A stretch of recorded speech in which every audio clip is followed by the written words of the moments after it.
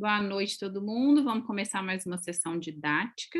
Hoje é o preceptor Marlon que vai apresentar sobre síncope. Obrigada, Marlon. Todo seu. Boa noite a todos. Obrigado, Nath. Vamos começar logo, então. Compartilhar. Só me dá o ok de novo, Nath, quando aparecer. Ainda não apareceu, não. Aí, agora, ok. Só pôr no modo apresentação. Joia. Deixa eu só ver se eu consigo tirar esse negocinho daqui dentro também. Isso. Então, fiquei de falar para vocês um pouquinho sobre síncope. Para quem não me conhece, eu sou o Marlon, sou preceptor lá da clínica médica, mais precisamente do setor lá de urgência e emergência, e sou cardiologista do Hospital das Clínicas da UFMG. Vou falar um pouquinho para vocês sobre síncope, um tema bem comum, mas na verdade às vezes a gente coloca ele até mais comum do que ele realmente é. E aí eu vou explicar um pouquinho mais para vocês por que que eu estou falando isso. As minhas principais referências foram o Guideline de Síncope de 2018, da ESC, de 2017, da ARRA, o UpToDate, e algumas vezes fui no PubMed para poder pesquisar sobre algum estudo específico. A síncope é uma... Primeiro, antes de síncope, existe uma perda transitória da consciência, é um diagnóstico superior. Essa perda transitória da consciência ela pode ser real ou aparente, e aí ela pode ser síncope, causando hipoperfusão, cujo mecanismo é hipoperfusão cerebral, e ele pode ser uma perda transitória da consciência não sincopal, que aí pode ocorrer com ou sem perda da consciência. Lembrar que a síncope é um sintoma e não um diagnóstico, então não adianta você falar síncope a paciente. Qual que é o diagnóstico da paciente? É síncope. Síncope por quê? Né? Você precisa sempre fazer um link, determinar a causa desse sintoma. Ele é uma perda da consciência e do tônus postural, que é autolimitada. O início é relativamente rápido e tem uma recuperação espontânea, completa e imediata. Então, o paciente retorna bem rapidamente. Claro que o paciente pode ter uma síncope, ter um TCE, e por causa do TCE, ter uma recuperação mais lentificada. Mas, pela definição, síncope por si só é uma recuperação espontânea, completa e imediata. Pode ocorrer também pródromos, amnésia retrógrada e fadiga. Isso vai depender, por exemplo, do tipo de síncope que acontece, que cada pessoa tem, ou a idade da pessoa e o que aconteceu pós-síncope, né? Como, por exemplo, lesões. Existe uma classificação bem simples para a gente definir, manejar a síncope, assim, para ajudar a gente a... Na verdade, é mais em relação ao mecanismo, a classificação é em relação ao mecanismo, mas ele acaba ajudando também em manejo.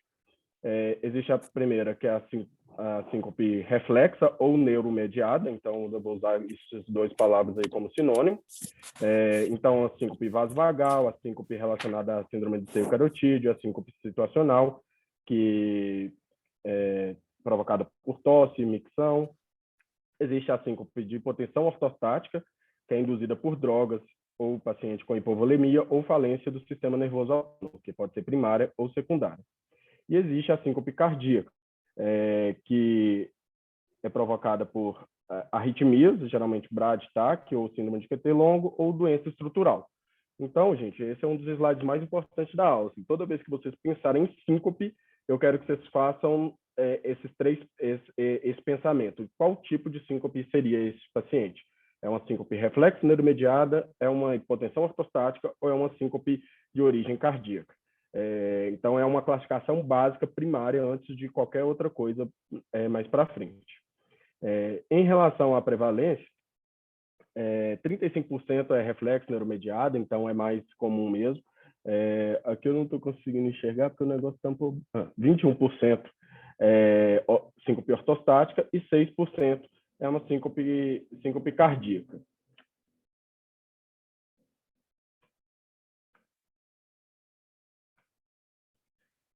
ela é desconhecida em um terço dos casos.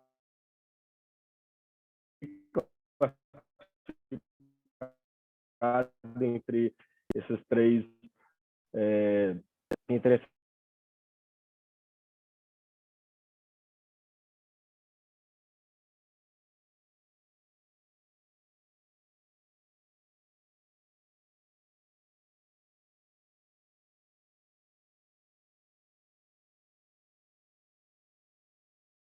de síncope reflexo, 2,5% de hipotensão ortostática,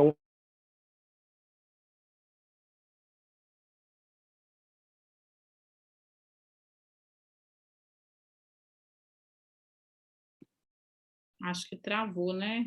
Deu uma caída aqui na computadora. Oi.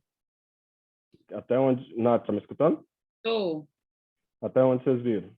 A hora que você abriu o quadrinho para esmiuçar aqui, um terço é de causa desconhecida. Aí começou a Ah, travar tá. para mim.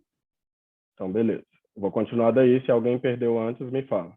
Aí você vai ter Então, que ela é... compartilhar a tela de novo, porque sumiu aqui para mim. Entendi.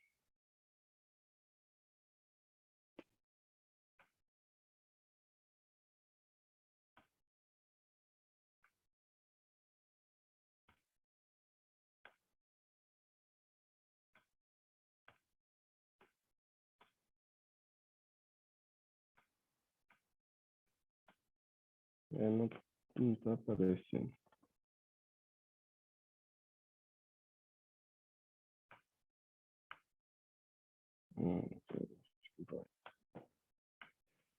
Foi? Foi.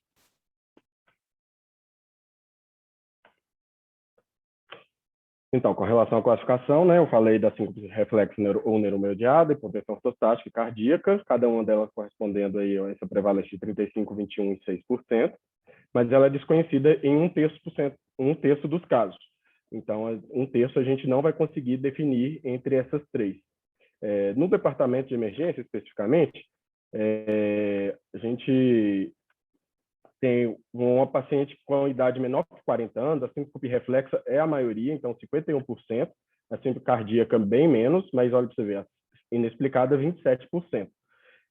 De 40 a 60 anos, a hipotensão ortostática aumenta um pouco, a cardíaca aumenta um pouco, mas a inexplicada aumenta ainda mais. E maior que 60 anos, a síncope reflexa já diminui, em contrapartida, a síncope cardíaca já aumenta bastante, né? Em relação a pacientes com menos de 40 anos.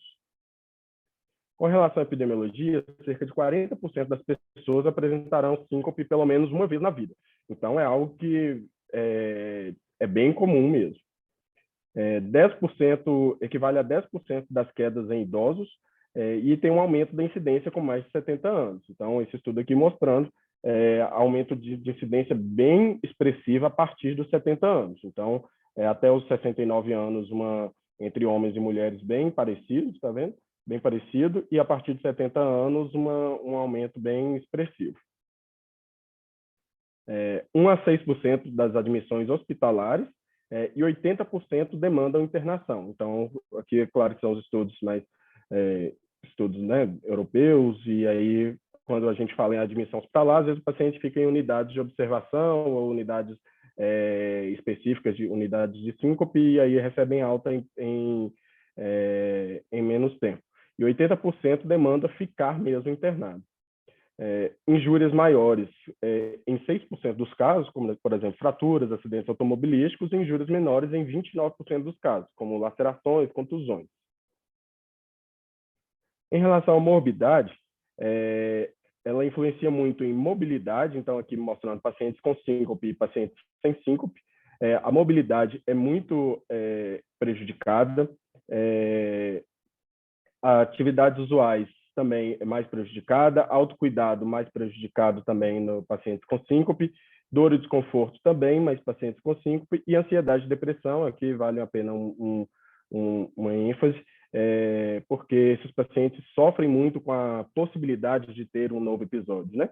Então, eles acabam ficando pessoas muito ansiosas, e aí começa a virar um ciclo vicioso, né? Então, o paciente chega falando que tem síncope, que que tem sintomas, pródromos, e aí o médico fala que é uma paciente muito ansiosa, mas na verdade é porque a própria doença mesmo causa isso.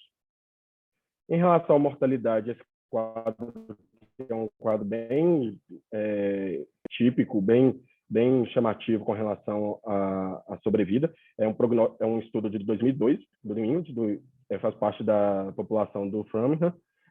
Então, aqui, os pacientes, esse aqui é um azul claro, o preto, sem síncope ou síncope vasovagal ou outras causas, é uma sobrevida bem parecida, né? E aí, aqui, quando mostra uma síncope cardíaca, de causa cardíaca, esse rosa, uma sobrevida bem menor, né? Ao longo do tempo. Com relação ao diagnóstico, a gente precisa saber diferenciar a síncope verdadeira de uma síncope símile, tem que definir a presença ou ausência de doença cardíaca e estabelecer a causa da síncope, avaliar prognóstico e o tratamento preventivo efetivo. Então, eu coloquei aqui um caso clínico para vocês, e esse talvez seja um dos principais slides da aula. Um paciente de sexo feminino, 65 anos, trazido pela filha com relato de que teve desmaio em casa, presenciada pelo neto. Na triagem, a classificação de Manchester ela foi amarela, e a enfermeira escreve síncope em domicílio. Então, qual que é a primeira pergunta que a gente deve fazer? Assim, chega essa paciente para a gente avaliar. A primeira questão é, síncope? Será que foi síncope mesmo? E a segunda questão? Basicamente isso. Será que foi síncope mesmo?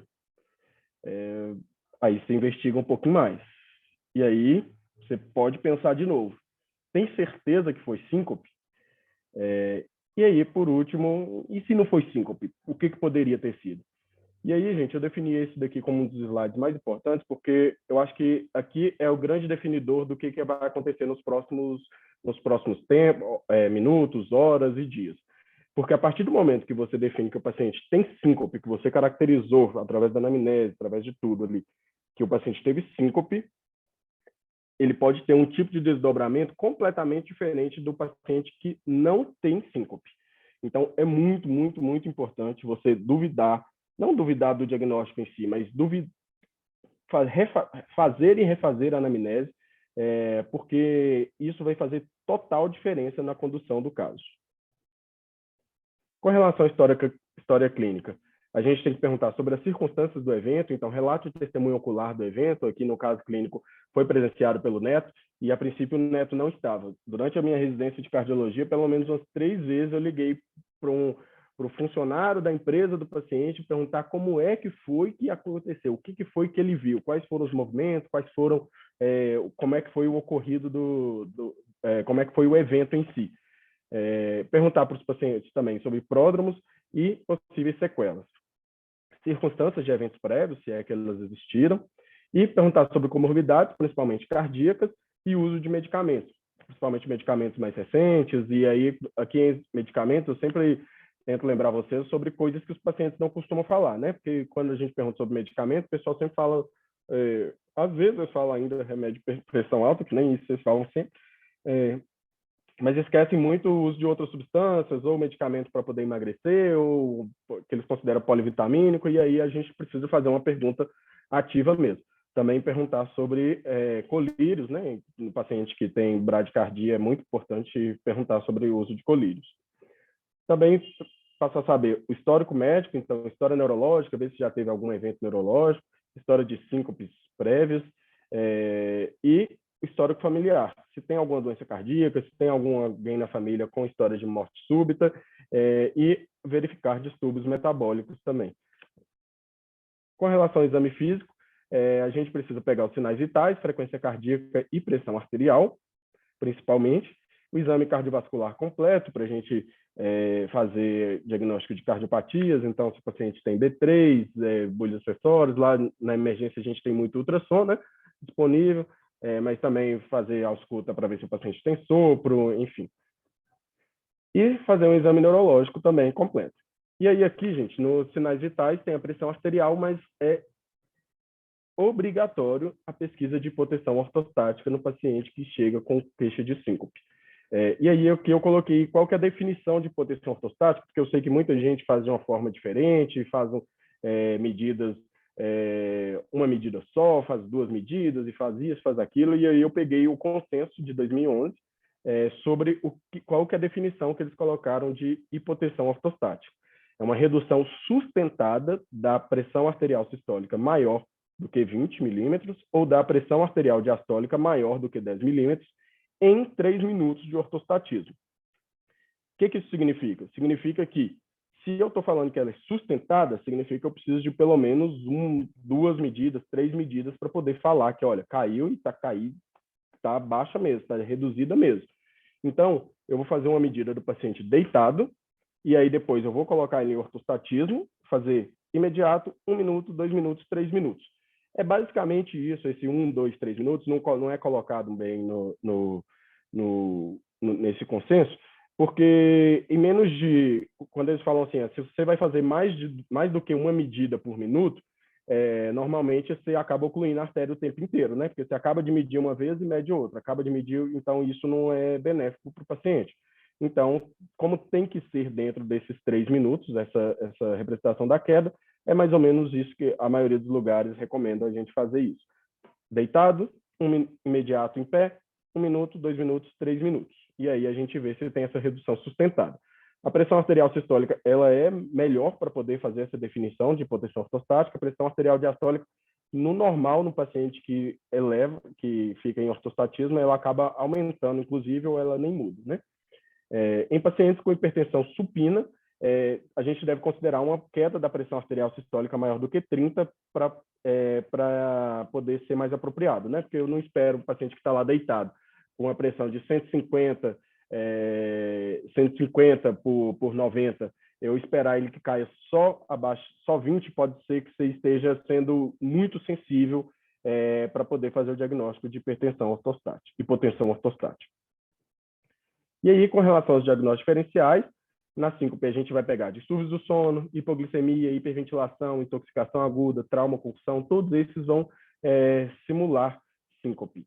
E aí aqui eu peguei 2 que eu considero mais importantes, assim, que a gente tem mais dificuldade, que é o transtorno somatoforme e as convulsões. Com relação às convulsões, não dá para poder descartar que um paciente que tem convulsão não teve síncope ou que o paciente que teve síncope não teve convulsão, porque os dois podem gerar, a convulsão pode gerar baixo débito e causar a síncope, assim como a síncope também pode causar, pelo baixo débito, alterações metabólicas cerebrais que causam convulsões.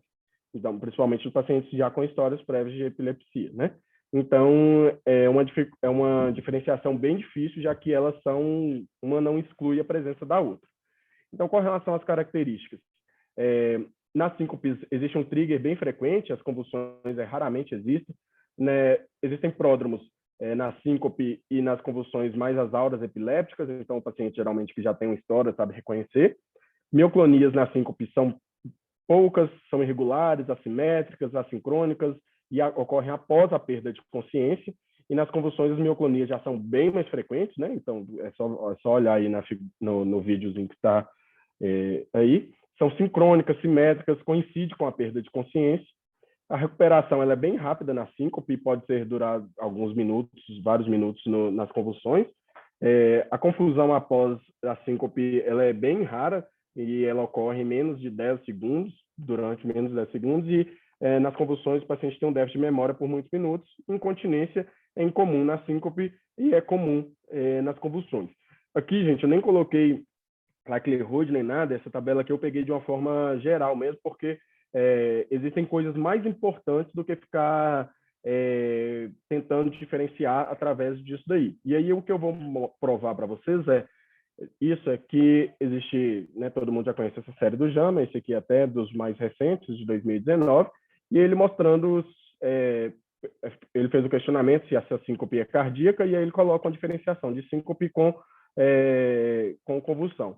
E aí, aqui eu já vou tirar essa parte aqui, que é quando o achado é ausente, porque o likelihood completamente todos muito ruins para a gente falar que o paciente não tem alguma coisa, ou seja, você chega lá e ele fala assim, o paciente não apresentou tal coisa, eu consigo excluir um ou outro? Não, não consigo. Então, o fato dele não ter apresentado alguma coisa que você esperava é completamente inútil. E então, nós vamos considerar agora um achado que está presente. O paciente tem uma postura não usual, ou tem uma tontura, ele seria mais ou menos uma rotação da cabeça, né? Então, uma vertigem, talvez. Na crise convulsiva, tem um likelihood positivo de 14 e na síncope de 0,07 e uma postura não usual de 13 para convulsões e 0,08 para síncope. Então, são as duas coisas melhores.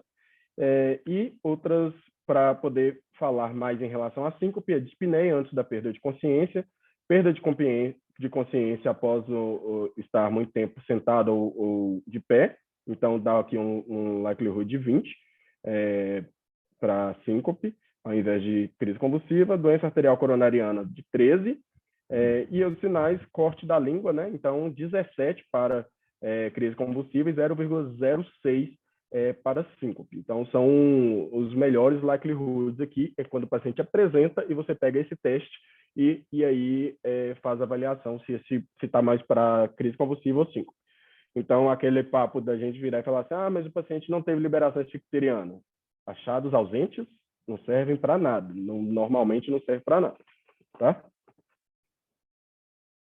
E aí aqui, falando um pouquinho sobre a síndrome, o transtorno somatoforme, que é a pseudosíncope psicogênica, que é uma coisa que a gente vê com bastante frequência e das mais variadas formas, e eu vou confessar que assim demanda uma certa experiência de casos, ver bastante casos, atender bastante casos, para a gente conseguir ter uma percepção dessa síncope. Mas, de qualquer forma, ela é um diagnóstico que a gente vai pensar mais de exclusão, afinal de contas, a gente precisa descartar causas cardíacas, como sempre, eu acho que eu vou falar isso várias vezes durante a aula, descartar causas cardíacas, porque é potencialmente muito grave. Então, a gente vai continuar tendo que fazer essa propedêutica inicial ali, de uma anamnese bem feita, até porque um paciente que tem síncopes, pseudosíncopes, né, psicogênicas, ele pode ter, em algum momento, uma síncope normal, uma síncope reflexa, geralmente, que é mais comum, né? Então, a gente precisa fazer um papel aí de investigação mesmo, a gente precisa, geralmente, duração muito prolongada, os pacientes podem mentir imóveis no chão por 15 a 30 minutos, e você faz estímulo doloroso, faz um monte de coisa, e o paciente não move, não se mexe, não sente dor praticamente, porque é uma doença mesmo, né? É algo psiquiátrico, então não adianta você pensar que você vai fazer o maior estímulo de dor possível, a pessoa vai lá e vai gritar e te xingar na hora. Esses pacientes geralmente caem de olhos fechados, ao contrário de síncope e convulsões. Vocês viram ali na convulsão a menina, né, de olhos abertos. Na síncope, o paciente também cai, ele perde a consciência, mas ele não fecha os olhos. Tem uma alta frequência de ataques e geralmente eles são presenciados, ou seja, não chega a ser aquela pessoa que ela é encontrada caída por algum familiar, por enquanto saiu. Então, ela geralmente ocorre quando tem mais gente, principalmente pessoas de interesse, e ocorre, então, várias vezes na semana ou no dia mesmo. Então, chega o paciente e fala assim, só hoje eu desmaiei 5 vezes. E aí, quando você vai ver, todo a anamnese ou a história, tudo, a propedêutica inicial completamente normal. E esses pacientes não têm gatilho, não apresentam sudorese, não apresentam palidez, nem náuseas, a frequência cardíaca fica completamente normal, os batimentos, frequência cardíaca, mas a pressão também continua completamente normal. Então, esses pacientes não têm muita alteração. Então, tem que lembrar também que lesões não excluem transtorno somatoforme. Então, às vezes a gente fala muito assim, teve TCE, bateu a cabeça ou machucou, então provavelmente foi síncope mesmo. Muito cuidado com essa avaliação. Claro que é sempre um dado a mais. Toda vez que a gente fala assim, que não excluem, quer dizer que você não pode simplesmente ignorar todos os outros fatores e virar e falar assim, é síncope porque porque tem algumas lesões. Isso vai bem pela parte que eu falei, pelo estímulo doloroso. A gente faz muito estímulo doloroso, né, e o paciente nem se mexe. Então, o fato dele cair e ter algum tipo de lesão não impede dele ter transtorno somatoforme. E pode coexistir com outras causas de síncope, como eu disse antes. O paciente tem total direito de ter outros tipos de síncope. E aí, falando um pouquinho mais para a gente aqui, sobre síncope no departamento de emergência, primeira coisa que a gente deve perguntar, existe uma causa séria que pode ser identificada no departamento de emergência? Segunda coisa, qual o risco que esse paciente tem para um desfecho grave? E terceira coisa, o paciente precisa ser internado? E aí,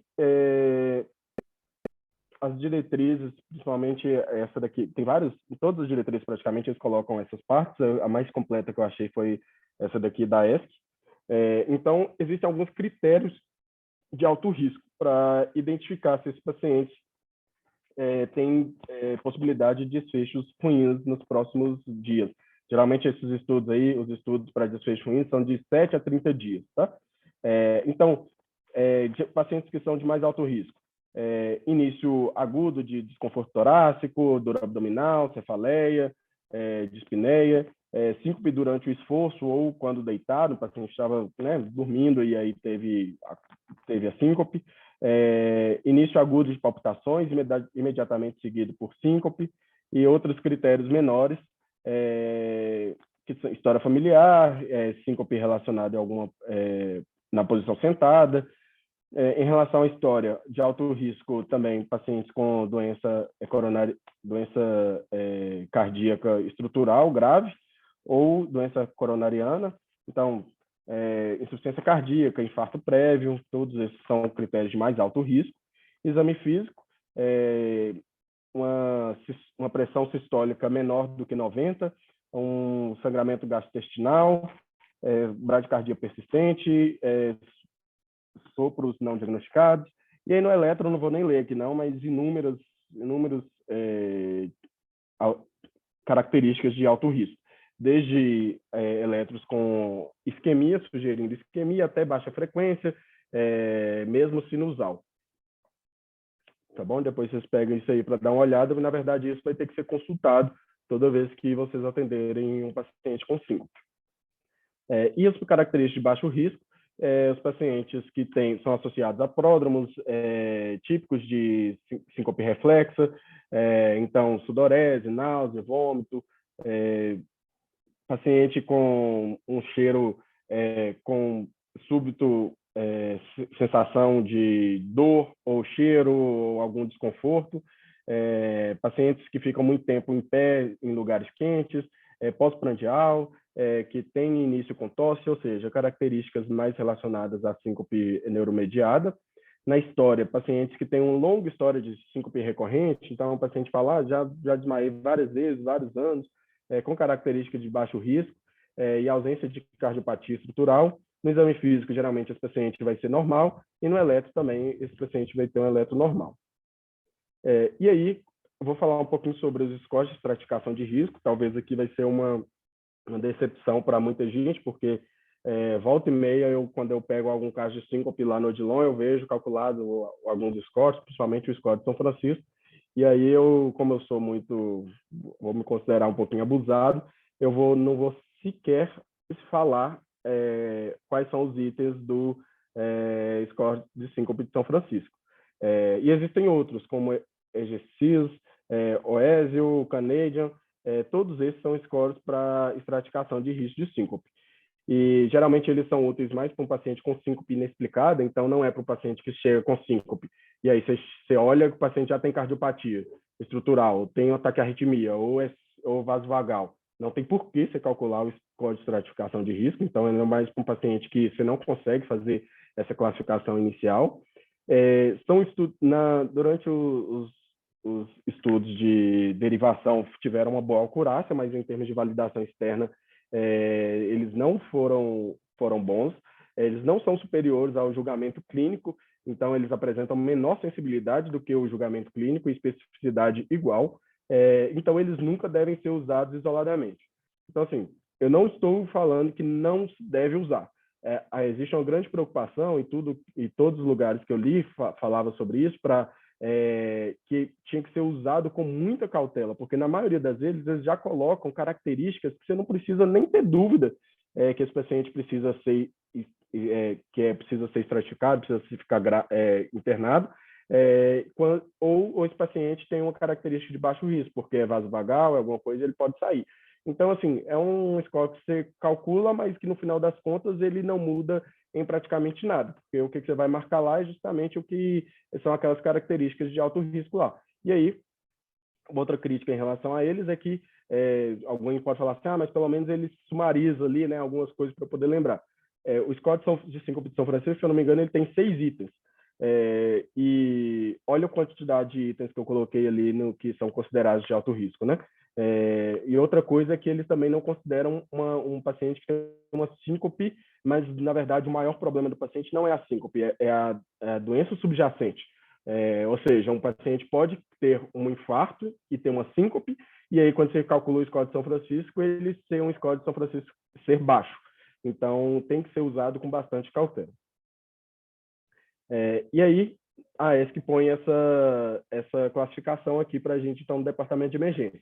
Então, o paciente com síncope, eles têm características de baixo risco somente, então, provavelmente, reflexo situacional ortostático, o paciente pode receber alta do departamento de emergência, e se ele tiver quase recorrente, ele deve ser avaliado numa clínica de síncope, enfim, ser avaliado pelo um cardiologista, pelo menos.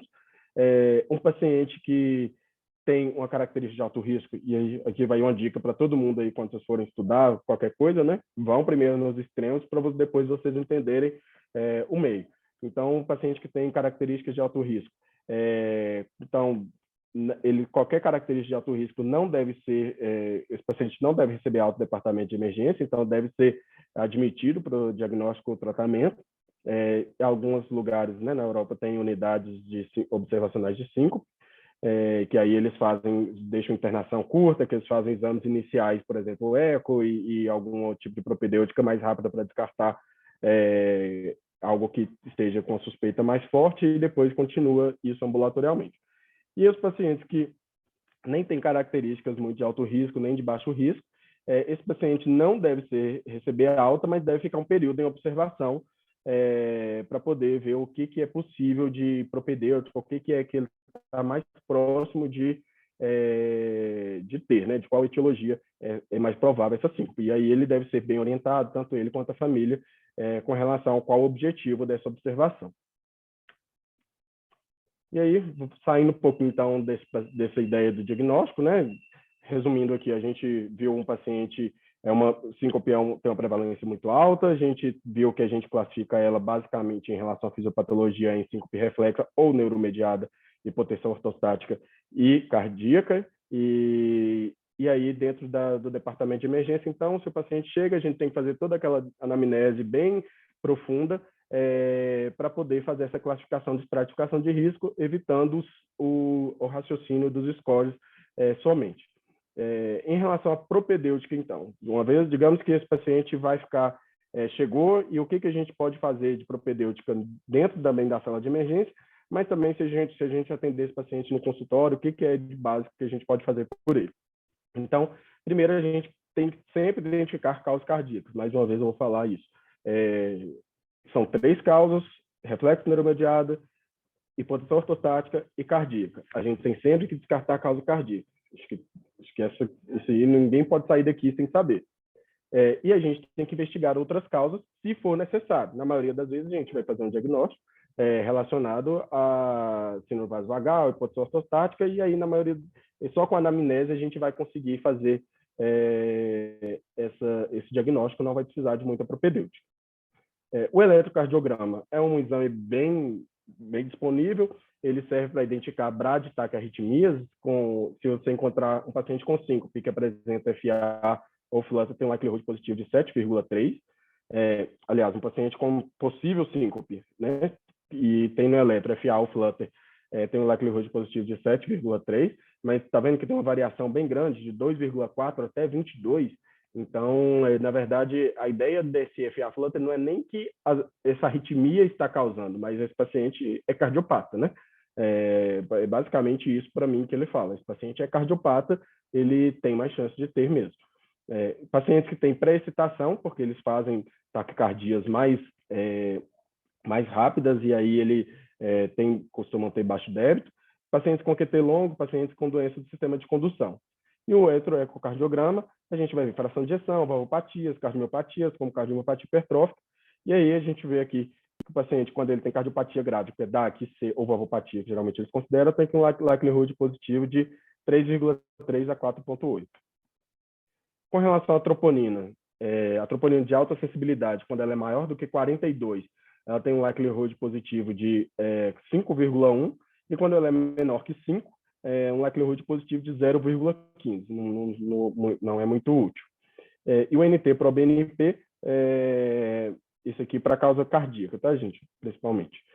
O NT-proBNP, quando ele é maior que 1966, likelihood positivo de 5,1, menor que 69, 0,16. Ou seja, quando ele está mais aumentado, é sinal de que tem alguma coisa ruim, assim como tanto a troponina quanto o NT-proBNP. Se eles estão aumentados, é sinal de que alguma coisa não está bem e que então o likelihood dele vai ser maior mesmo. A massagem do seio carotídeo é um exame que pode ser feito, mas ele precisa de uma monitorização da pressão arterial e da frequência cardíaca. Causa uma sistolia de 3 segundos ou queda da pressão arterial sistólica de 50 milímetros por segundo. Isso é hipersensibilidade do seio carotídeo. Se ele tiver sintomas durante esse exame, aí vai ser uma síndrome do seio carotídeo. Mas mais para frente eu vou falar um pouquinho só mais sobre isso. Ele pode ser usado associado ao tilt test, e aí também eu vou falar mais para frente. Teste de esforço, ele é indicado para pacientes com síncope no esforço, ou seja, não adianta o paciente chegar lá, falar que tem síncope, falando que lá ok, e aí você pede eletrocardiograma, ecocardiograma e teste ergométrico. Não é assim que faz. O paciente tem que relatar que ele tem síncope no esforço, senão vai ser mais um propedêutico completamente inútil. Se o paciente tem uma síncope durante o esforço, geralmente ele está mais para uma síncope cardíaca. Então, e um likelihood positivo de 1,4 a 15. São aqueles pacientes lá que correm Lagoa da Pampulha, que sempre tem alguém que tem síncope nessas maratonas aí. Então, os pacientes geralmente apresentam bloqueio de 2º grau, 3º grau no esforço, mesmo sem síncope. Isso é bem comum. E quando o paciente tem uma síncope após o exercício físico, então fez exercício físico, parou, relaxou um pouco, é uma síndrome reflexa. Geralmente causada por uma hipotensão muito grave. O paciente parou de ter contração muscular, tem uma vasodilatação e aí acaba tendo uma síncope reflexa. Com relação à monitorização cardíaca, existe o Holter, que ele pode ser de 24 ou 48 horas. Ele geralmente é usado para pacientes que têm sintomas mais de que uma vez por semana. Ele detecta a causa da síncope em 1 a 2% dos casos só. Ele tem um baixo custo de instalação, ele não é caro, mas tem um alto custo por diagnóstico, porque você paga muito, mas 1 a 2%, você paga até baixo valor, mas pela quantidade de exames que você tem que fazer para conseguir identificar a alteração, que é 1 em 2%, acaba sendo um alto custo por diagnóstico.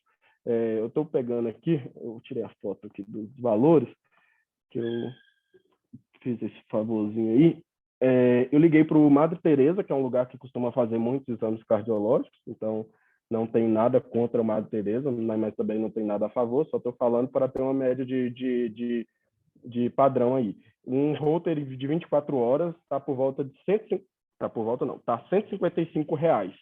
E um Holter 48 horas, R$345. Existe um outro de monitorização cardíaca, que é o Loop Recorder. Ele pode ser de 7 a 30 dias. Ele geralmente é usado para pacientes que têm sintomas síncopes mais que uma vez por mês. Ele detecta cerca de 20 a 30% dos casos. Geralmente são síncopes relacionadas a bradicardias, que ele mais detecta, e tem maior acurácia após o evento índice. Ou seja, o paciente teve uma síncope, a ideia é que se você coloque faça esse exame logo depois desse período, né? Assim como crise convulsiva também, né? O ideal é que você faça um eletroencefalo logo depois de uma crise. Então, assim que o paciente tem uma síncope, você coloca o Loop Recorder para ver se ele vai recorrer àquela alteração que ele teve. Aí, do Loop Recorder, ele de 1 a 5 dias, ele é R$120 por dia. Então, sai até 5 dias, sai R$600. E a partir de 6 a 30 dias, ele é um valor fixo de R$651. Então, só para vocês terem uma noção aí. E existe também um implantável Loop Recorder, que ele pode ser de 14 até 36 meses. Geralmente ele é feito para uma propedêutica inicial negativa, com uma achado aí de 43 até 88% de alteração, e tem uma alta suspeita, e a gente vai fazer ele com mais quando tiver uma alta suspeita de evento cardíaco. Então, teve uma propedêutica inicial toda negativa, um alta suspeita de evento cardíaco, a gente pode lançar a mão do loop record. Apesar da curiosidade de vocês, também vou ficar na curiosidade que eu não achei o valor dele. Aqui está uma figurinha sobre como é que ele é colocado. Ele é colocado no subcutâneo. Ele é basicamente um pendrive, assim, do tamanhozinho do pendrive. Ele é colocado no subcutâneo e ele faz as leituras. Acho que é isso.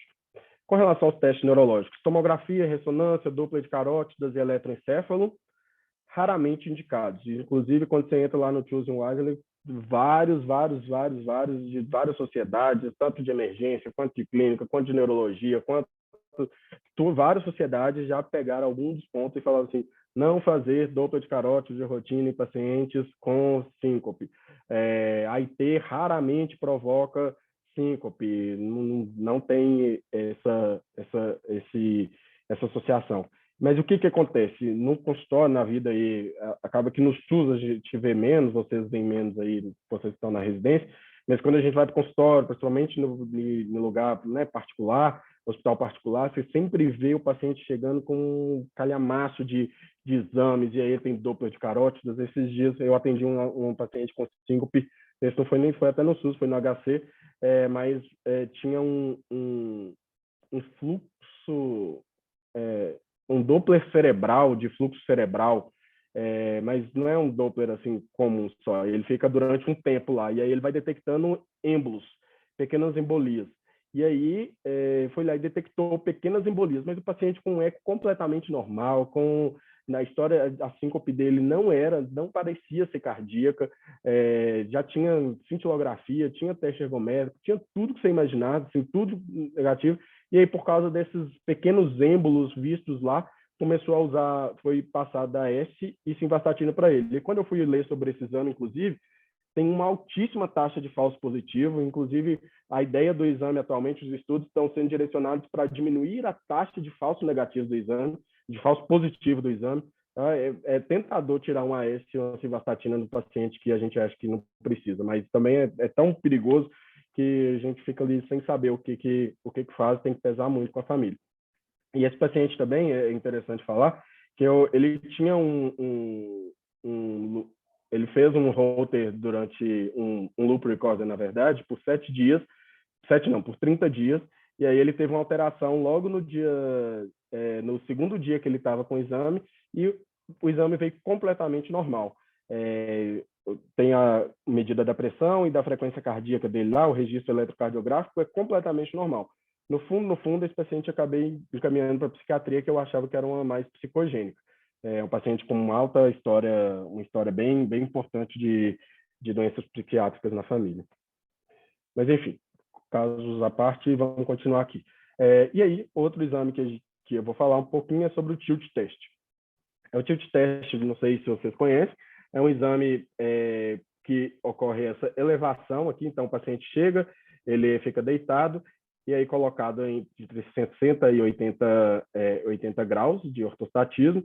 Então, ele fica numa posição supina, né, deitado, por pelo menos 5 minutos, se tiver uma pressão não invasiva. Se eu não me engano, se tiver com pressão invasiva, é cerca de 30 minutos. Ocorre uma elevação passiva, então esse paciente é elevado e ele fica nessa posição aqui por volta de 20 a 45 minutos. E aí pode ser usado nitroglicerina sublingual se fase passiva negativa. Então, fez esse tempo aqui, o paciente não apresentou sintoma, não apresentou síncope nem nada, a gente faz uma nitroglicerina sublingual para poder facilitar essa vasodilatação e ver se o paciente vai ter síncope. E aí também nesse exame pode ser feito a massagem do seio carotídeo, porque durante o exame é registrada a frequência cardíaca e os batimentos, e aí a gente pode ver a evolução durante a massagem do seio carotídeo. A ideia do exame é estimular uma síncope vasovagal. Então, esse aqui é um tilt teste normal. Eu vou falar um pouquinho sobre os tilt test alterados, mas não com a ideia de que vocês saibam sobre o tilt test, ou sobre como ele é alterado, porque na maioria das vezes ele ajuda muito pouco. Ele tem uma baixa sensibilidade. Então, ele ajuda muito pouco, mas em alguns casos precisa se reproduzir sintomas e pode ajudar. Então, aqui, essa tabela mostrando a frequência cardíaca durante o paciente estava deitado, e aí ele foi colocado em ortostatismo, deu para ver que a frequência aumentou um pouquinho, né, de forma compensatória, e depois ele voltou a deitar e a frequência voltou a diminuir. E aqui a ideia também da sistólica e da diastólica aumenta um pouquinho quando o paciente fica ortostatismo e depois volta a diminuir um pouco. Então, esse é o tilt test normal. E aí eu vou falar sobre alguns alterados. Então, como é que é o da síncope vasovagal? O paciente tem uma frequência cardíaca e uma pressão sistólica e diastólica aqui. Logo depois que ele fica de pé, a sistólica, a frequência cardíaca aumenta um pouco, a sistólica e a diastólica aumentam também. E durante um determinado tempo, após isso, o paciente começa a ter uma curva côncava aqui da pressão arterial. A pressão arterial começa a cair lentamente, junto com a queda também da frequência cardíaca, e aí o paciente tem uma síncope e depois ele retorna quando a mesa volta para a posição supina, ele retorna, sai da síncope. Então, essa é uma síncope considerada reflexa. Tem essa característica aqui, convexa. E aí o paciente pode ter uma síncope convexa, uma síncope reflexa cardioinibitória, ou seja, porque a frequência cardíaca caiu também junto com a pressão, ou vasodepressiva. A pressão vai cair, mas a frequência cardíaca vai manter. Principalmente aqui a frequência cardíaca manteve normal e aqui vai ser o mecanismo, vai ser vasodilatação só, né? Então o paciente pode manter isso aqui reto também. Então a característica é convexa na pressão arterial. Quando a gente vai para a hipotensão ortostática, o paciente, quando ele fica de pé, a frequência aumenta um pouco. O ideal era que ela tivesse um aumento compensatório aqui, essa linha pontilhada, mas ela vai aumentar muito pouco, bem menos. E aí, aqui, dá para vocês verem aqui, ó, em 30 minutos caiu 20 milímetros, que é justamente a definição de hipotensão postural. Né? Por quê? Porque são os 3 minutos principais em que ocorre queda da pressão arterial. Daí que veio esses 3 minutos lá da hipotensão postural que a gente faz à beira-leito, né? Então, esses 3 minutos aqui são primordiais e depois começa a ter uma redução progressiva até que ocorre a síncope. Então, olha a diferença aqui. Aqui é uma curva convexa, aqui é uma curva côncava. E aí, depois que ocorre a síncope, o paciente volta a deitar, melhora a perfusão cerebral, e aí ele volta a aumentar a pressão arterial. A síncope psicogênica, aqui mostra a frequência cardíaca. Quando ele levanta, a frequência cardíaca sobe, pode continuar subindo até mais, e aí depois ele desce. E aqui a pressão arterial, olha a característica, ela sobe até mais ou até mantém constante. Sobe até mantém constante, sistólica e diastólica. E a síndrome hipotacardia postural ortostática é um paciente que, quando ele é colocado em posição supina, ele tem a pressão dele continua normal, ou sobe um pouco, compensando, mas, em compensação, ele tem um aumento da frequência cardíaca em ortostatismo de 30 BPM em 10 minutos. E aí, depois, essa frequência pode até aumentar um pouquinho mais e depois, quando ele volta a deitar, a frequência cardíaca cai. Então, é só para vocês entenderem, mas para vocês terem noção de que o tilt test serve para reproduzir a síncope vasovagal, mas ele também acaba fazendo diagnóstico de hipotensão ortostática e o diagnóstico de síndrome psicogênica também, e menos frequente o síndrome de taquicardia postural ortostática. E outro exame que a gente pode lançar a mão, estudo eletrofisiológico, geralmente a gente vai lançar a mão dele quando forem idosos com cardiopatia estrutural, 25% a 71%, então paciente que tem insuficiência cardíaca, fração de ejeção reduzida e tudo, geralmente ocorre uma alteração em 25% a 71%, pacientes saudáveis sem cardiopatia estrutural alterados só em 6% a 17%, e ele é bem menos eficaz na avaliação de bradiarritmias do que taquiarritmias, né? A gente pode indicar na TV monomórfica induzível, aliás, ele pode ser a causa da síncope se tiver TV monomorfo induzível, supraventricular induzível com hipotensão, o intervalo HV maior do que 100 milímetros por segundo, que especialmente na ausência de TV induzível, o intervalo HV é o intervalo de tempo entre o feixe de riso, o início do feixe de riso, até o ventrículo da ativação.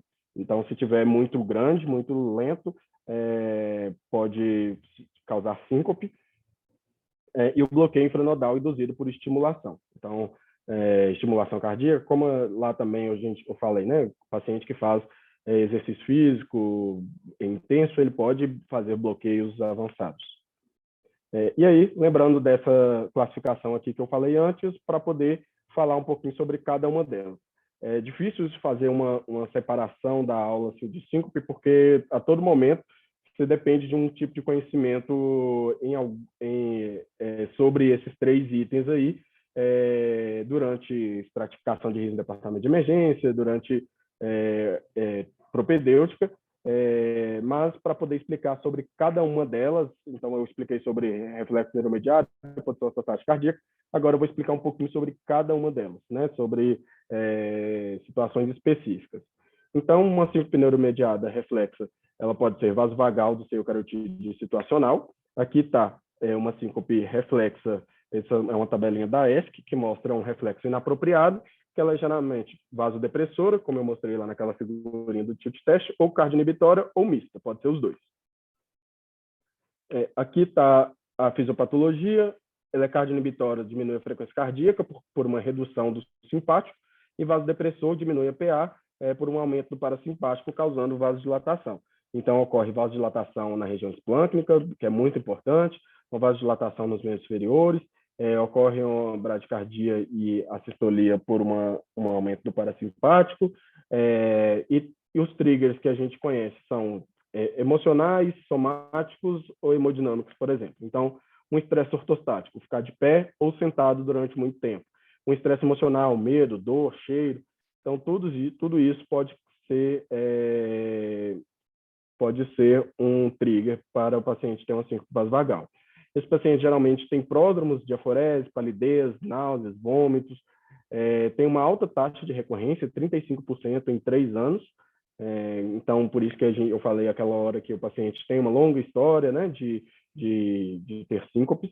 E o diagnóstico através da história, do exame físico, eletrocardiograma, PA, só mesmo para a gente fazer o diagnóstico diferencial e composição ortostática, e o tilt test em alguns momentos, algumas vezes.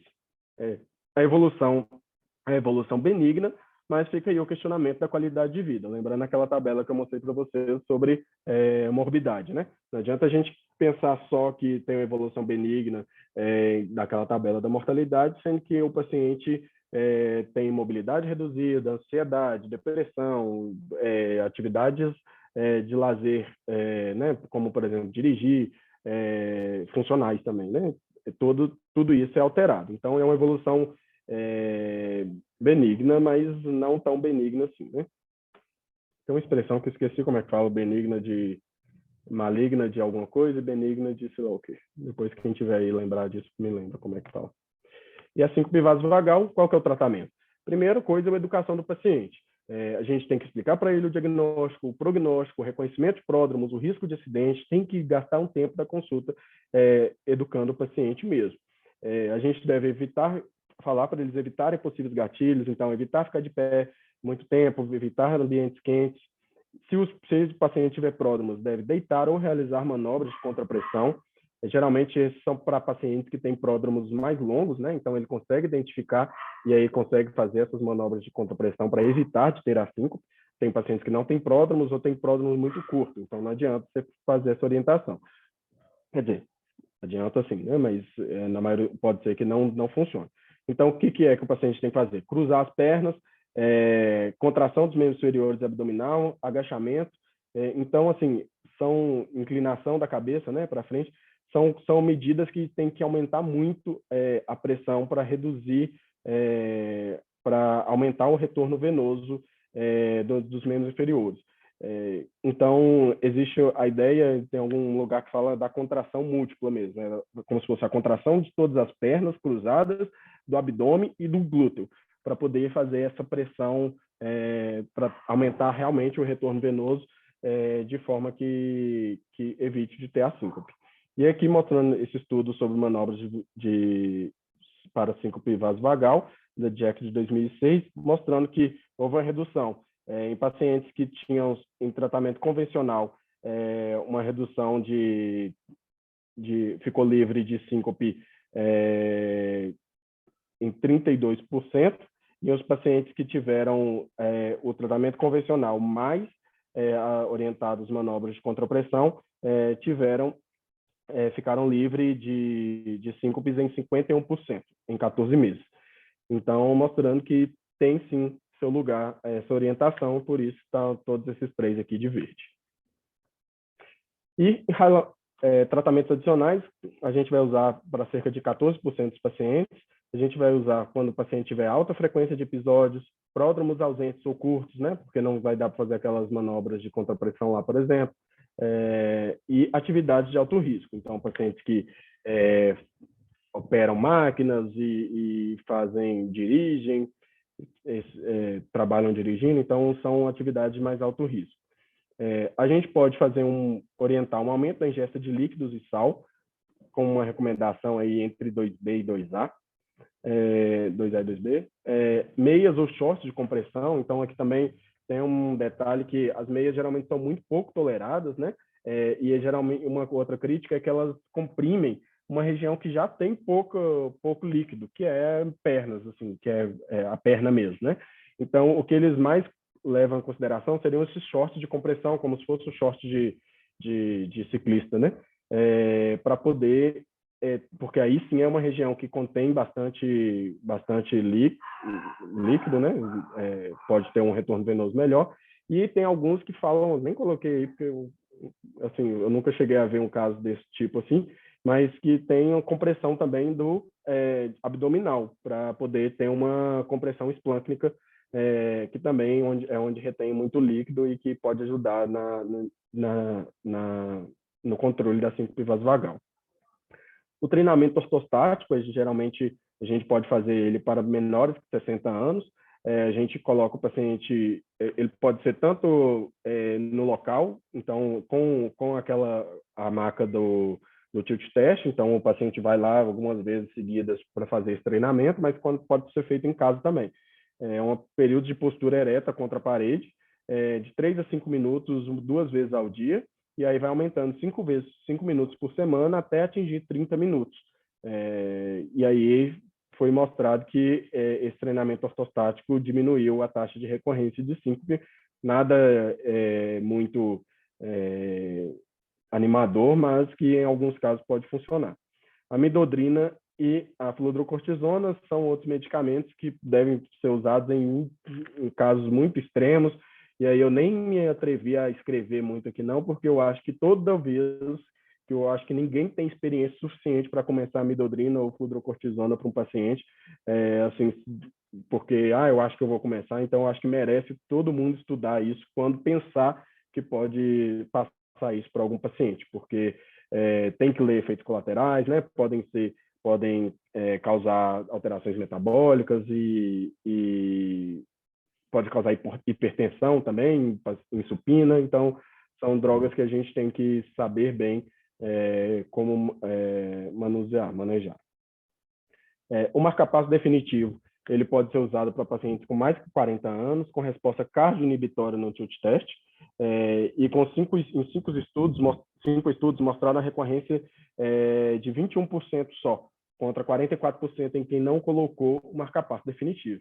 Eu coloquei essa observação aí porque, assim, apesar de de reduzir mesmo a taxa de recorrência, 21%, outra grande quantidade, na verdade, de pacientes continuou tendo síncope apesar do marcapasso. Então, só para vocês terem ideia de que mesmo com o paciente, para vocês terem ideia de que a gente precisa selecionar bem o paciente para colocar o marcapasso, porque eles podem ter, por exemplo, uma resposta cardioinibitória, né, uma frequência cardíaca baixa e ter a síncope, mas existe um componente muito importante, a gente não consegue quantificar isso em todos os episódios, do quanto que a resposta vasodepressora é que está sendo a causadora da síncope. Então, o paciente, você pode resolver a questão da frequência, que vai ficar normal lá, de 60, mas a vasodepressora, a vasodilatação, você não vai ter como resolver, e o paciente pode sincopar do mesmo jeito.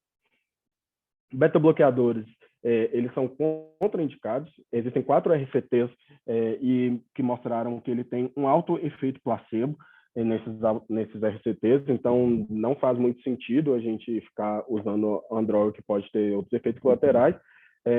Isso pelo guideline da ESC. Pelo guideline da ARRA, ele coloca uma classificação 2B para usar em pacientes maior que 42 anos, síncope recorrente, enfim, são pacientes mais selecionados lá. Mas, como recomendação, tanto dos autores do UpToDate,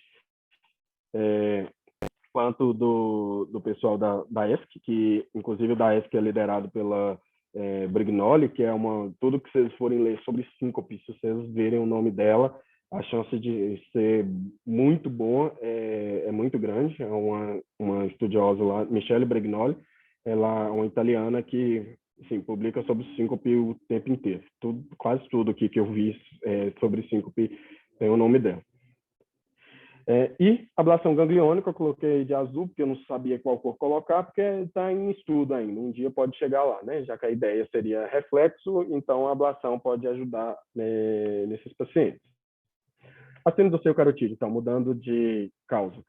Geralmente ocorre em pacientes mais de 65 anos, manipulação mecânica do seio carotídeo, que pode ser espontaneamente, ou pode ser também com massagem. Então, paciente que vira a cabeça, ou está fazendo a barba, ou usa colarinho. O diagnóstico ele é através da reprodução da síncope clínica durante a massagem do seio carotídeo. Então, ele tem uma resposta cardioinibitória se a sistolia é maior ou igual a 3 segundos. Alguns lugares colocam 5 segundos para ser menos sensível, porque senão existe muito essa ideia na síncope da gente ficar tranquilo com o diagnóstico, quando na verdade o paciente pode ter vários mecanismos e vários pode ter uma alteração, mas a síncope não ser decorrente realmente daquela alteração. Uma resposta vasodepressora, se a queda for maior ou igual a 50, da sistólica maior ou igual a 50, e pode ser mista. E as contraindicações a essa massagem, se a gente auscultar algum sopro carotídeo, ou se o paciente já tiver tido AIT, AVC ou infarto nos 3 meses anteriores. Mas aí você pode fazer também o duplex de carótida, se tiver normal, esse paciente pode fazer a massagem. Em relação ao tratamento, educação do paciente, sempre, diagnóstico, prognóstico, risco de acidente, evitar possíveis gatilhos, então evitar manipulação dos seios carotídeos, por exemplo, massagens, tratamentos médicos ou massagens quiropraxia, né, golas apertadas. Marca-passo definitivo, ele pode ser usado em pacientes que têm síncope recorrente com estimulação espontânea do seio carotídeo, com pausas maior ou igual a 3 segundos. Então, são casos mais selecionados mesmo. Midodrina também pode ser um medicamento que pode ser usado, mas não pode ser usado. A síncope situacional, ela ocorre em algumas circunstâncias particulares, então, micção, estimulação gastrointestinal, por exemplo, engolir, defecar, tosse, espirro, pós-exercício, ou rir, tocar um instrumento de sopro. Então, qualquer coisa que envolva uma circunstância, situação, a gente classificaria como síncope situacional. O tratamento, educação do paciente, diagnóstico, prognóstico, risco de acidentes, evitar gatilhos. Então, terminando aqui essa parte de neuromediada, vocês percebem que, às vezes, a gente classificar em situacional, vasovagal ou síndrome do seio carotídeo, existe pouca relevância, porque, no final das contas, o tratamento, a educação do paciente, evitar gatilhos e tudo, a não ser em um caso ou outro que tem uma recorrência muito grande, a gente vai acabar precisando de fazer orientações mais específicas. Com relação à hipotensão ortostática, repito a definição lá de trás do consenso. Redução sustentada da pressão arterial sistólica maior ou igual a 20 ou da pressão arterial diastólica maior ou igual a 10 em 3 minutos de ortostatismo. E aí que existem os autores do UpToDate colocam essa observação aqui, que também deve ser considerada a hipotensão ortostática uma queda da pressão arterial sistólica menor ou igual a 90, principalmente se a pressão arterial sistólica supina for menor ou igual a 110. Como que é essa ideia? Eu acho importante entender, ao invés de decorar, né? Assim como eu falei lá da outra vez, que hipotensão ortostática num paciente que já tem hipertensão supina, ela deve ser considerada abaixo de 30, queda maior que igual a 30, porque existe mais chance dela cair, então vai acabar sendo muito sensível. Aqui aí é o contrário. Se o paciente já tem uma pressão muito baixa, não adianta a gente ficar esperando que ela caia 20 milímetros, porque 20 milímetros para esse paciente, proporcionalmente, é muito, né? Essa é uma analogia como de peso também, né? Quem tem muito peso tem muito mais chance de perder a quantidade de peso do que uma pessoa que já é próxima do peso ideal. É bem mais difícil ela ter uma perda de peso proporcional. Então, a ideia é essa, é que o paciente que ele já tem uma pressão arterial sistólica já supina, né, deitado, mais próxima de 110 ou menos, só dele cair para menor que 90 já seria considerado hipotensão ortostática. Não precisa ficar esperando cair os 20 exatamente. Ela é exacerbada por um acúmulo venoso no exercício, então pode ser uma hipotensão ortostática induzida pelo exercício, pode ser após as refeições, como hipotensão pós-prandial, e após repouso prolongado, que é um descondicionamento. Hipotensão ortostática induzida por drogas é a mais comum, então os pacientes usam vasodilatadores, diuréticos, fenotiazina, antidepressivos, ou depressão de volume, hemorragia, diarreia, vômitos, e ela pode ser por insuficiência autonômica primária ou secundária. Primária, autonômica pura, Parkinson, demência dos corpos de Levy, e secundária, diabetes, amiloidose, lesões de medula, neuropatia autonômica, autoimune, paraneoplásica, enfim, outras. A depressão de volume, esse paciente geralmente vai ter um aumento exagerado da frequência cardíaca, então você coloca ele de pé, ele vai cair a pressão e vai aumentar a frequência de uma forma compensatória, e uma insuficiência autonômica primária não, né? Uma insuficiência autonômica ou neurogênica, né? A causa neurogênica da hipotensão ortostática, vai ter um aumento discreto da frequência cardíaca, geralmente menor do que 10 batimentos. Com relação ao tratamento da hipotensão ortostática, esse paciente, em relação à hipovolemia, aumento da ingesta de água, ou até infusão venosa, né? E reduzir e suspender drogas hipotensoras. E aí vai depender do risco-benefício, entender direito qual o efeito dessas drogas. São drogas hipotensoras por causa de insuficiência cardíaca, até que ponto vai ter que ser tolerado um certo desconforto, né? Os pacientes que têm insuficiência cardíaca usam inúmeras drogas antipertensivas não, né? São antipertensivas, mas para IC mesmo. Então, tanto carvedilol a baixa pressão, quanto IECOBRA a baixa pressão, esprolactona pode contribuir um pouquinho, hidrolazina, porque é um vasodilatador, pode reduzir um pouquinho. Então, a gente tem que achar um meio termo ali para, pelo menos, reduzir a dose das drogas e não suspendê-las. Induzidas por drogas, então, é isso que eu falei. E a neurogênica, aumento da ingesta de água, também a gente pode mandar. Meias, shorts e cintas de compressão, manobras de contrapressão, midodrina e fludrocortisona, tem uma indicação aí 2A, e 2B, o aumento da ingesta de fluidos de sal, octreotide e pirostigmina. Então, são casos mais extremos mesmo. Em relação à síncope cardíaca, então, falei da síncope reflexo neuromediada, que é vasovagal, síndrome do seio carotídeo, e esqueci a outra, situacional. Falei sobre a hipotensão ortostática e agora a síndrome cardíaca. E aí a cardíaca a gente vai dividir em dois, arritmias e cardiopatia estrutural.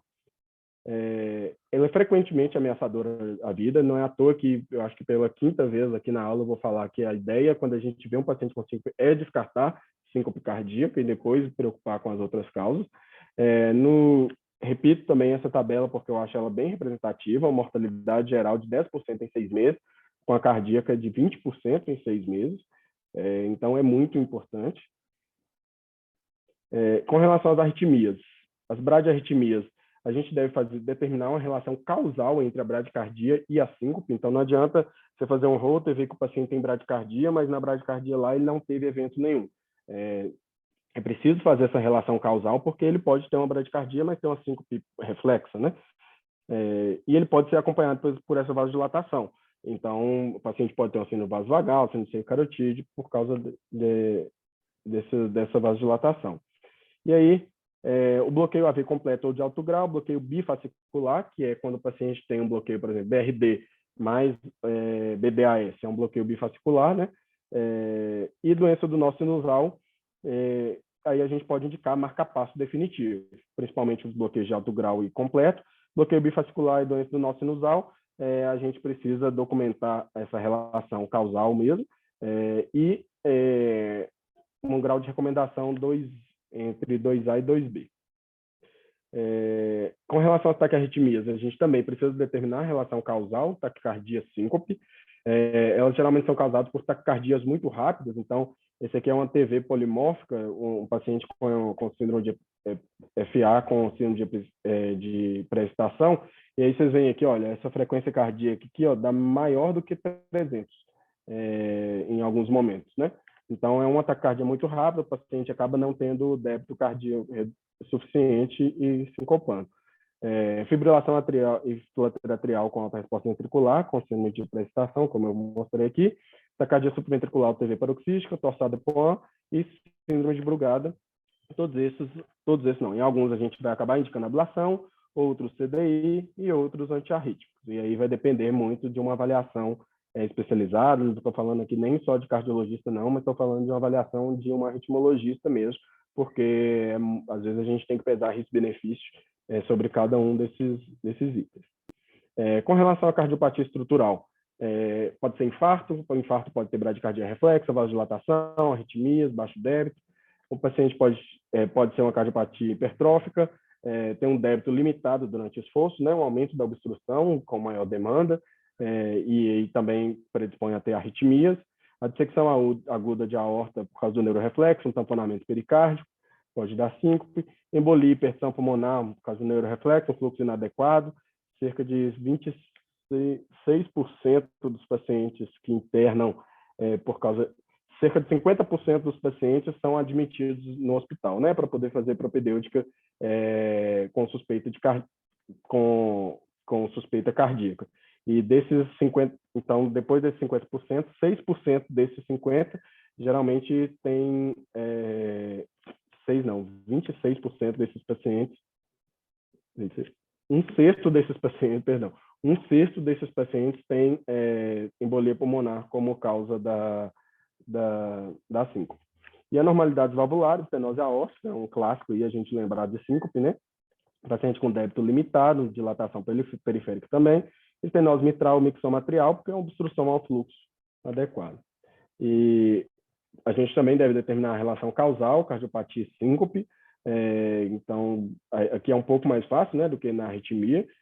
O tratamento é prevenir a recorrência de síncope, mais ou menos. A ideia do tratamento em si, nesse caso, é tratar a doença subjacente, que é mais grave do que a síncope, lembrando que a síncope é um sintoma, e reduzir o risco de morte.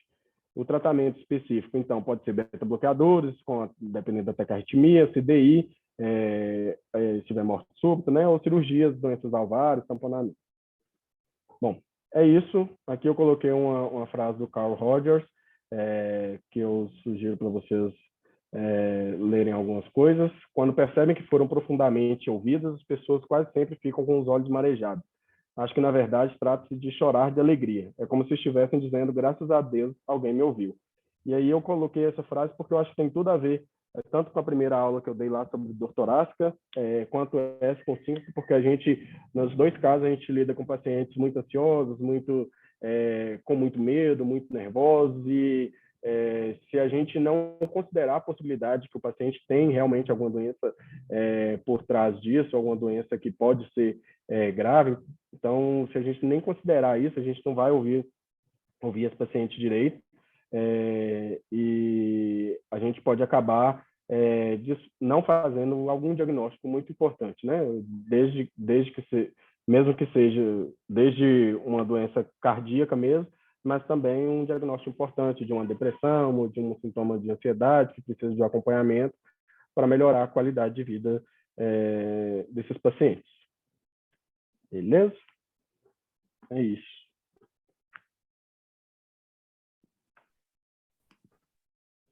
Muito bem. Nós somos tudo PhD em 5, eu peguei agora. Super aula. Gostaram? Que bom. Quer dizer, gostou, né? O povo Não costuma falar nada, né? Aposto que a Maíra vai falar alguma coisa, quer ver? Maíra ou Eu João? sabia que você ia falar isso de mim, viu, Marlon? Tava até esperando. Amor, Já Maíra. que eu sou parecida, né? Eu tinha que aparecer Ó, nessa aula também. sem chorar. E aí, Maíra, aproveita, quer perguntar alguma coisa? Nós já estouramos nosso tempo, né? Que o Marlon empolgou. Estourando? Foi ótimo. Mas quantas horas tem de aula? Uai, 1h15 de aula, não dá para dar aula de síncope, não. é cardiologista, né, gente? Vai chamar o cardiologista para dar aula de síncope para ver o que que dá. Não, foi ótimo. É bom que está gravado ainda. Quem viajou, dá para assistir alguma parte de novo. Bem completa mesmo. Principalmente reforçando as coisas-chave, né? É. Eu acho que como mensagem, já que ninguém perguntou, Nath, como mensagem, eu acho que ao longo da aula eu fui falando algumas mensagens, mas bem aquilo do diagnóstico. Gaste um tempo conversando com o paciente, reconversando, conversando com o familiar, procurando alguém que viu o evento, porque não é raro, várias vezes aí, algum residente já teve aí comigo, subiu o paciente lá e chegou o paciente assim, quando a gente vai ver, não, o paciente viu a queda, ela caiu, escorregou, mas nem sempre é tão, tipo, escorregou na casca de banana. Às vezes é uma coisa mais discreta, é o paciente que viu a queda toda, tentou se proteger, né? Então, é um paciente que ainda teve o tempo ali, ele falou que viu tudo. Então, esses detalhezinhos a gente precisa pegar mesmo para a gente poder fazer um diagnóstico. Porque a partir do momento que você fala síncope, aí pronto, aí tem todo esse desdobramento aí que você começa a ficar preocupado, internação prolongada, esses pacientes não são puxados para o serviço cardiológico tão facilmente, propedêutica cardíaca é sempre muito difícil de fazer, então a gente precisa focar no que do que é no nosso alcance ali primeiro para poder conseguir fazer o resto bem feito. É sempre um paralelo com crise convulsiva, né? Primeira coisa é perguntar, igual você falou, foi isso mesmo, né? Foi síncope mesmo? Teve perda de consciência? Teve o quê de próximo? Quem que viu? Acho que é isso. A gente, é difícil tentar resumir síncope mesmo, né? Até a gente está com a proposta de fazer um infográfico de cada aula, sabe? Para ficar uma coisa bem visual, para consulta mesmo. Para síncope é difícil resumir tudo numa página só, né? Até critérios que você falou, e é isso, né? Você falou que é síncope, e aí tem lá um distúrbio de condução, já teoricamente entra como alteração de eletro, né? Dependendo, se for um bloqueio mesmo. E aí pronto, paciente internado, tem que descartar alteração estrutural, no Odilon não tem tudo que precisa ser feito, e aí vira tudo um. Muita coisa para levar em consideração, desde uma possível esse paciente conseguir um acompanhamento ambulatorial rápido, né? Até ou então o paciente tem uma insuficiência familiar grave. Então, assim, como aquela medicina que a gente trabalha mesmo, assim, lá no SUS. Às vezes o paciente já tem um cardiologista assistente, já acompanha. Então, isso aí fica bem mais fácil de você fazer, ó, vou te orientar, receber alta aqui, mas com essa ideia, claro que quando a gente não faz diagnóstico de uma doença, quando tem muitos fatores de alto risco, né? Quando for só um bloqueio, alguma coisinha assim, que a gente e o restante tiver tudo normal, a gente considera muito que esse paciente vá para fazer propedêutica ambulatorial, porque assim, internações por causa disso são muito difíceis. Mas eu acho que o importante é o que o Marlon destacou bem, é não deixar passar síncope cardiogênica, que normalmente são as mais graves e levam a desfechos mais fatais. Então, assim, um eletro é sempre essencial e saber interpretar esse eletro também é muito importante. E aí, né, Clarissa, até como a gente vem observando assim, é muito importante, como não tem uma coisa muito bem definida, o RAST já está uma coisa muito bem estabelecida, prognóstico e tudo, já te ajuda bastante no tipo de dor. A Maíra, essa última aula, ela fez um questionamento interessante, viu, Maíra, te elogiando. Ela falou assim, a partir de que momento eu pego essa dor torácica e suspeito dela suficiente para aplicar o RAST score? né? Então, assim, você tem que ter um limiar. Chegou uma paciente que tem uma dor, que é, você já sabe que está lá, o braço está fora do lugar. Essa dor faz sentido? Claro que eu estou fazendo um exagero aqui, né? Mas faz sentido eu aplicar esse score, um racha score nesse paciente? Então, assim, não faz. Mas a partir de que momento eu tenho que usar o score de São Francisco, por exemplo, que é o que o pessoal mais usa atualmente, para poder saber se esse paciente tem que ser internado ou não. Então, não é tão simples. E aí, as diretrizes, ao contrário de facilitar, que foi falar assim, use o score, faça isso, e score maior que tanto, interno, sei lá o quê, ela virou falando assim, não vamos fazer isso. A situação é complexa mesmo, e existem vários critérios de alto risco, e vai ser pesado mesmo se a maioria é de alto risco, é tudo de alto risco, se tem características nenhum de alto risco, todos de baixo risco, você tem características no meio termo ali que você vai fazer uma decisão de tipo, o paciente vai ser conduzido, vai ficar em observação durante um período, que eles também não falam quanto tempo que deve ficar em observação, e ser liberado depois, mas com a ideia de linkar sempre um acompanhamento. O paciente vai ser acompanhado no ambulatório, vai fazer um eco, vai fazer um eletrocardiograma em outro momento, vai ter um relatório do centro de saúde para poder fazer um acompanhamento mais certo. E aí o score, ele fica meio, assim, quase que o momento que a gente acha que a gente vai usar ele, a gente já não precisa dele, porque a gente já sabe os critérios do paciente, porque ele não tem nada de muito diferente daquilo dali que são os critérios de alto risco. E aí, o que eu estava indo falar isso, é que, às vezes, eu não gosto de ficar falando muito isso, não, mas que acaba sendo, às vezes, importante. A experiência diz muito, né? Então, você ter um caso de síncope, se você puder discutir ele com alguém mais experiente, com alguém que tem costume de atender esses casos na urgência, que tem costume de tratar um caso de síncope, é sempre muito mais proveitoso, porque como a gente não tem nada que faça um descarte, descartar síncope 100% e nem confirmar, é importante que haja uma discussão com alguém que tenha mais experiência para poder... Vocês estão vendo minha tela ainda? Então, Olha, você vê a cara de vocês aí, peraí.